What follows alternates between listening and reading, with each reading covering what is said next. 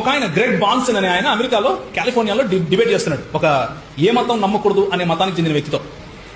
Okay, debate చేస్తూ ఆ వ్యక్తి అడిగాడు, show me one thing that is true, logical but not real.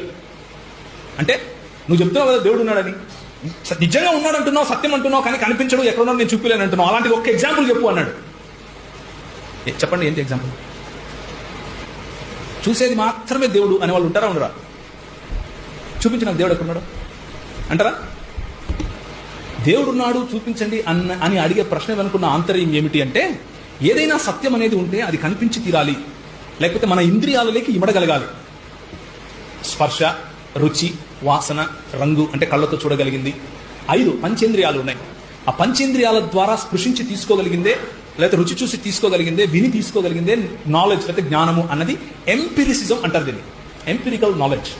కానీ గ్రెగ్ బాన్సన్ గారు ఏం చెప్పారంటే, ఎగ్జాంపుల్ లాజిక్ అన్నాడు. Can you see logic?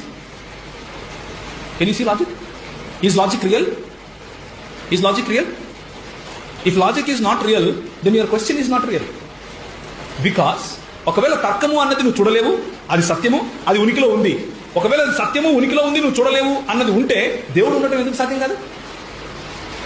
అర్థమవుతుందా?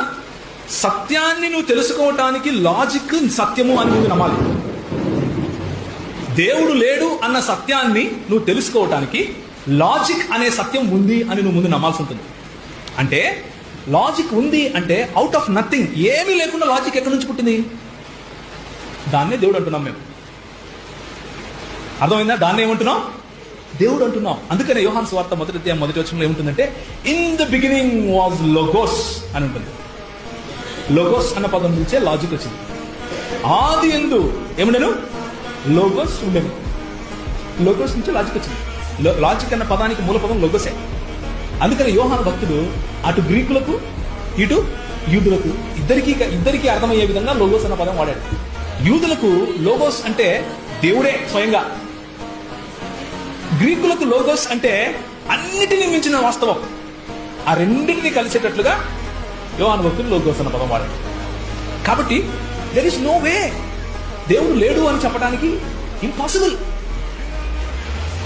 దేర్ఫోర్ ఇంటెలిజెంట్ డిజైన్, మన ప్రపంచంలో ఉన్నటువంటి డిజైన్ చూసినా, the beauty, the aesthetics, beauty ఏదైతే కనిపిస్తా ఉందో దాన్ని చూసినా, మారల్ లా, మన మధ్య మంచి చెడుల అవగాహన చూసినా, ప్రపంచంలో ఏ నలుమూలలకు వెళ్ళినా దేవుడు అన్న అవగాహన ఉంది కదా, దాన్ని చూసినా దేవుడు ఉన్నాడు అని మాత్రమే మనం చెప్పగలగాలి.